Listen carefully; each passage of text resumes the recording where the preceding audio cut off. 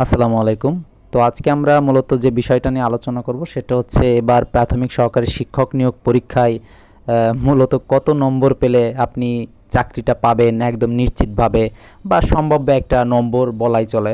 তো এই বিষয়টা নিয়ে আজকে কথাবার্তা বলবো, কারণ এখানে মেইন যে ফ্যাক্টরটা কাজ করবে সেটা হচ্ছে এবার কিন্তু পদ সংখ্যা খুবই কম এখন পর্যন্ত, যদিও বাড়ানোর কোনো বিষয় এখনও বলা হয়নি। তো সেই হিসেবে আমরা একটা অ্যানালাইসিস করব বিগত বছরের হিসাব অনুযায়ী। তো আমি প্রথমে একটা বিষয় ক্লিয়ার করি যে বিগত বছরগুলোতে যেমন এর আগের বার যে নিয়োগটা হলো এখানে কিন্তু প্রায় 50 মেয়েদের ক্ষেত্রে আমি বলি যে 45, 46, 47 মার্ক পেয়েও কিন্তু অনেক মেয়ে আসলে অনেক উপজেলায় চাকরি পেয়েছেন আর কি। তো সেই হিসেবে এবারের চিত্রটা একটু ভিন্ন হবে, কারণ এবারের পদ সংখ্যা এখন পর্যন্ত বলা হয়েছে 7,500 থেকে 8,000 এরকম, যদিও কিছুটা বাড়বে। তো এই বিষয়টা নিয়ে কথাবার্তা বলবো। তো এটা আসলে ছেলেদের জন্য একটু ডিফিকাল্ট হবে, কারণ আপনারা আগে অলরেডি জানেন যে এখানে প্রায় মেয়েদের হচ্ছে 60% ছেলেদের 20%, আর পোষ্য কোঠা কিন্তু 20%, সুতরাং ছেলেদের চাকরি পেতে একটু অসুবিধা হবে। তারপরেও আপনার উপজেলায় আপনি যদি ভালো একটা নম্বর গেইন করতে পারেন সর্বোচ্চ মার্কসের ভিতর, সুতরাং সেক্ষেত্রে কিন্তু চাকরি দিতে আপনাকে বাধ্য। সুতরাং এমনভাবে এবার প্রিপারেশন নেওয়া লাগবে যাতে করে একদম টপে থাকা যায়, যদিও আপনার কোঠা না থেকে তারপরেও যাতে টপে থাকলে আপনি কিন্তু অবশ্যই চাকরিটা পেয়ে যাবেন। তো এখন আমরা একটা হিসাব করি যে ছেলেদের ক্ষেত্রে, ছেলেদের তো কোনো কোঠা টোটা নাই, তো এই ছেলেদের ক্ষেত্রে কত নম্বর পেলে একদম সেফ জোন এবারের ক্ষেত্রে, বিগত বছরের হিসাব বাদ, কারণ এবার হচ্ছে পদ সংখ্যা খুবই কম। আর এমনটা না যে আপনার উপজেলায় যে শূন্য পদ নাই, সুতরাং কিছু সংখ্যক পদ কিন্তু কোটাবিহীন যারা তাদের জন্য কিন্তু একদম ফিক্সড থাকবেই, যতই পোষ্য কোটা নিক বা মেয়েদের কোটা নিক। সুতরাং হতাশ হওয়ার কিছু নাই। 5-6টা করে পোস্ট, 5-7-8টা পোস্ট থাকলেও বা 4-5টা পোস্ট থাকলেও কিন্তু আপনার জন্য থাকবে। সুতরাং আপনার 4-5-এর ভিতর থাকা লাগবে। ঠিক আছে? তো আমি প্রথমেই বলি যে বিষয়টা, এবার ছেলেদের জন্য যে কাটমার্ক বা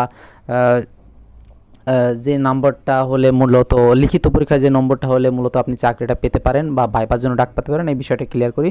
তো প্রথমে হচ্ছে আপনাদের ছেলেদের জন্য আমি প্রথমে বলি, ছেলেদের জন্য আপনারা জানেন যে ভাইবাতে কত সংখ্যক টিকানো হয়, পদ সংখ্যা 3 গুণ টিকানো হয়। তো সেই হিসেবে যা এবার ছেলেদের ক্ষেত্রে দেখা যাবে যে 65+ যারা, তারা আসলে নিশ্চিত চাকরিটা আশা করা যায় যে 65+ হলে চাকরিটা কিন্তু হবে, এবার হইতে পারে খুব সম্ভবত। আর কিন্তু ভাইবার জন্য আসলে এত মার্কস যদিও লাগবে না, সেক্ষেত্রে দেখা যাবে যে ভাইবার জন্য 62, 63 বা 60+ বা 60+ মার্ক যদি থাকে তাহলে কিন্তু ভাইবাতে ডাক পাবেন, কিন্তু চাকরি পাওয়ার জন্য অবশ্যই 65, 66, 67 এরকম মার্কস অবশ্যই থাকা লাগবে, বিশেষ করে এইবারের পার্সপেক্টিভে। কারণ এবারে পদ সংখ্যা খুবই কম, যেটা আপনারা অলরেডি জেনে গিয়েছেন।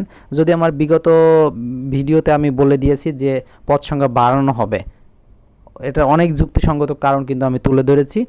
তো এটা গেল হচ্ছে আমার ছেলেদের ক্ষেত্রে যে 65 মার্ক একদম সেফ জোন, এটা নাম্বার পাইলে যদিও কষ্টকর হয়ে যাবে, তারপরেও কিন্তু এই নাম্বারটা পাইলে চাকরিটা হওয়ার সম্ভাবনা অনেক বেশি থাকবে। তো মেয়েদের ক্ষেত্রে আসতে আসলে লাগে না, কারণ আমি ভিডিওর প্রথমে বলছিলাম যে গতবার কিন্তু 45, 46, 47 নম্বরে কিন্তু মার্কসে অনেকে চাকরি পেয়েছে। তো এবারের ক্ষেত্রে দেখা যাবে যে 50, 55 নম্বর পাইলে কিন্তু আসলে 55 নম্বর পাইলে মূলত আপনি নিশ্চিত চাকরিটা পেয়ে যাবেন, যদিও মেয়েদের ক্ষেত্রে এই প্রাইমারি চাকরিটা পাওয়া একটু ইজিয়ার অন্যান্য অন্যান্য সকল চাকরির তুলনায়। তো 55 নাম্বার পেলে কিন্তু আপনি চাকরিটা খুব মানে একদম নিশ্চিত ধরে নিতে পারেন, আল্লাহর রহমতে পেয়ে যাবেন।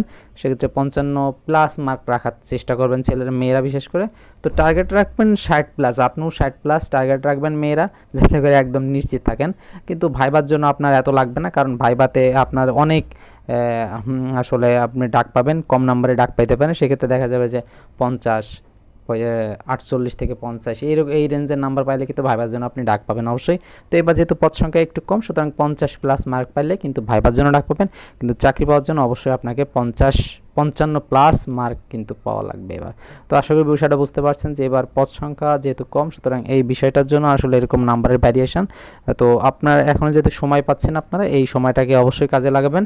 তো এবার আমি বারবারই বিগত ভিডিওতে বলে আসছি যে পরবর্তী সার্কুলার এটা কিন্তু অবশ্যই দেরি হবে, সুতরাং চলতি যে সার্কুলারটা চলতেছে, তো এই সার্কুলারে আপনারা ভালো একটা ফলাফল এখান থেকে বের করে নিয়ে আসবেন, সুতরাং সময়টাকে কাজে লাগান।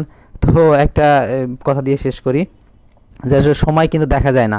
তো সময়কে দেখা না গেলেও সময় কিন্তু আমাদেরকে আসলে অনেক গুরুত্বপূর্ণ জিনিস দেখিয়ে যায় বা অনেক কিছু দেখিয়ে যায়।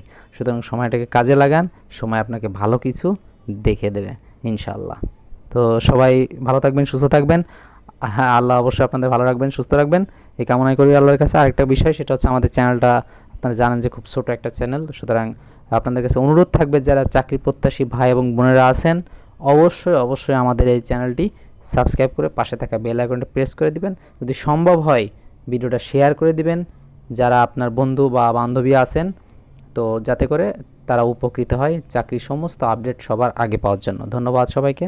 আসসালামু আলাইকুম।